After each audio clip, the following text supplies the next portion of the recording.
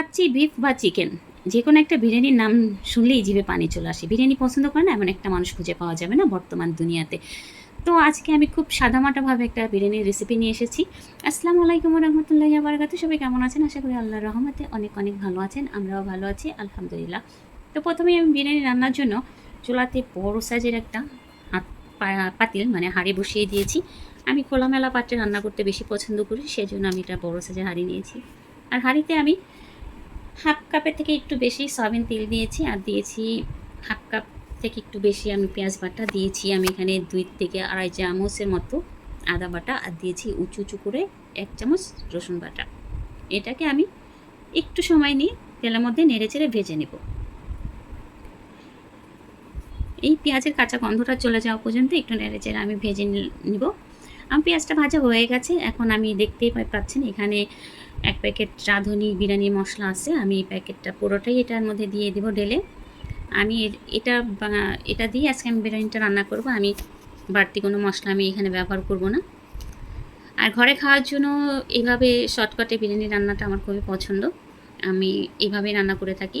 আর এখন যেটা দিলাম এখানে 1.5 চামচ পরিমাণে, এটার মধ্যে আছে কাজু বা কাঠবাদাম, কিশমিশ, পোস্তদানা আর পেঁয়াজ ব্রেস্টটা আমি একসঙ্গে পেস্ট করে ডিপে ফ্রোজেন করি এরকম কিউব আকারে।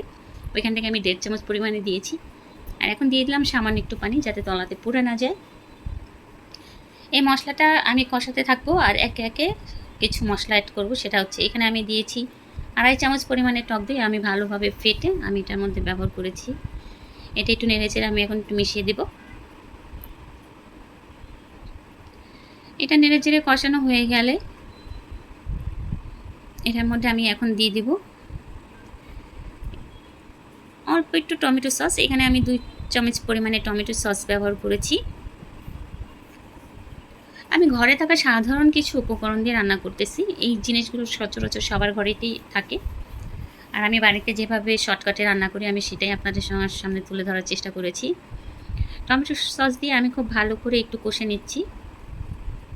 এই পর্যায়ে এসে আমি জয়ফল জয়ত্রী গুঁড়া করা ছিল, এখান থেকে আমি 1/2 চামচ পরিমাণের থেকে একটু কম দিয়েছি।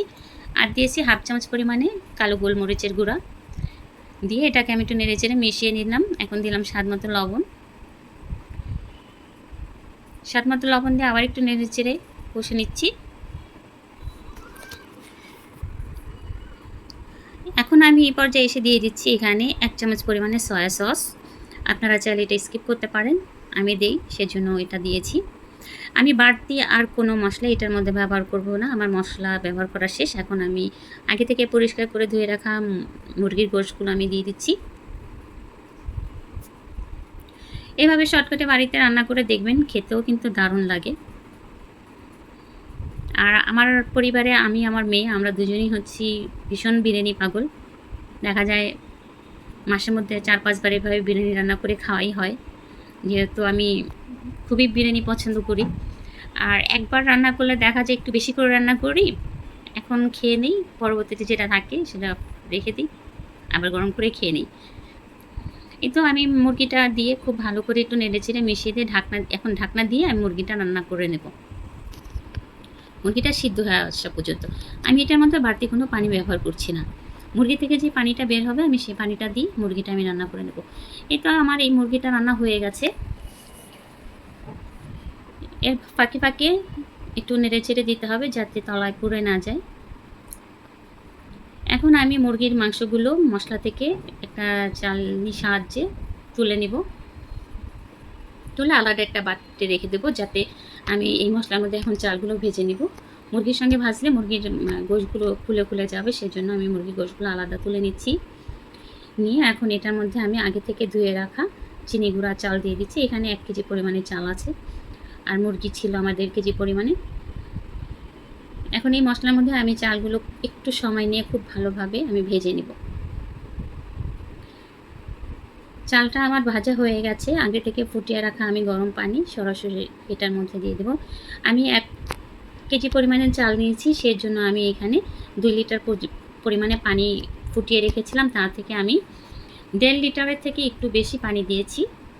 এখন দিয়ে দিলাম হচ্ছে 5টা দিয়েছি আলু বোখরা, আর দিয়েছি 8 থেকে 10টার মতো কিশমিশ, আর দিয়েছি 7 থেকে 8টা কাঁচামরিচ। দিয়ে এখন আগে থেকে পানিতে গুলে রাখা 3 চামচ গুঁড়ো দুধ আমি দিয়ে দিলাম এটার মধ্যে। দিয়ে এখন আমি মুরগির গোশগুলো দিয়ে দিচ্ছি। ভালোভাবে নেড়েচেড়ে মিশিয়ে দিয়ে এখন দিব ভাতের জন্য স্বাদ মতো আমি লবণ। এর আগে যে লবণটা ব্যবহার করেছিলাম সেটা গোশের জন্য ছিল, এখন আমি ভাতের জন্য আমি লবণটা ব্যবহার করছি। আর এখানে দিয়েছি আমি 1 চামচ পরিমাণে চিনি, স্বাদে ব্যালেন্স করার জন্য। চিনিটা দিলে স্বাদে কোনো হেরফের হয় না, মিষ্টি হয় না, কিন্তু স্বাদটা একটু অন্যরকম আসে, আমার কাছে খেতে খুবই ভালো লাগে। বাস আমার কাজ শেষ, এখন ঢাকনা দিয়ে ঢেকে এটা দমে রান্না করব 10 থেকে 12 মিনিট। মাঝখানে এভাবে একটু ঢাকনা তুলে তুলে নেড়ে চেড়ে দিতে হবে যাতে তলাতে লেগে না যায়। আর আমি অফ ক্যামেরায় আমি তলাতে একটা তাওয়া বসিয়ে আমি ওটার উপরে হাঁড়িটা বসিয়ে দিয়েছিলাম, সেটা ভিডিও রেকর্ড করা হয়নি। এই পর্যায়ে এসে পানিটা শুকিয়ে গেছে, এখন আমি আবার একটু উল্টে পাল্টে নেড়ে চেড়ে মিশিয়ে দিচ্ছি। দেখতেই পাচ্ছেন কতটা ঝরঝরে, একটা ভাতের সঙ্গে একটা ভাত লাগেনি, এতটা ঝরঝরে হয়েছে আমার বিরিয়ানিটা। এই পর্যায়ে এসে আমি দিয়ে দেবো খাঁটি দেশি গাওয়া ঘি। এখানে আমি 2 টেবিল চামচ আমি ঘি দিয়ে দিয়েছি। এখন দিব হচ্ছে কেওড়া জল দিয়েছি 1 চামচের মতো, আর দিব রোজ ওয়াটার, এটাও দিব আমি 1-4 চামচের মতো দিয়ে এখন আমি ঢাকনা দিয়ে দমে রেখে দেবো আরও 5 থেকে 6 মিনিট। এর মাঝখানে একবার ঢাকনা খুলে আমি একটু নেড়ে চেড়ে মিশিয়ে দিব। বাস এই যে দেখেন কতটা ঝরঝরে আর পারফেক্ট বিরিয়ানি হয়েছে না, গন্ধে আমার পুরো ঘর ভরে গিয়েছে, এতটা দারুণ একটা ঘ্রাণ বেরোচ্ছে বিরিয়ানি থেকে। আমার রান্না কিন্তু কমপ্লিট, এখন একটু নেড়ে চেড়ে আমি আবার একটু ঢাকনা দিয়ে রেখে দিব আরও 2 থেকে 3 মিনিট। বাস ফাইনালি আমার রান্না কমপ্লিট। দেখেন কতটা পারফেক্ট আর ঝরঝরে, কালারটা কত সুন্দর আসছে না। এই যে একটা প্লেটে আমি আমার মেয়ের জন্য বেড়ে নিয়েছি। সবাই ভালো থাকবেন। আসসালামু আলাইকুম ওয়া রাহমাতুল্লাহি ওয়া বারাকাতুহু।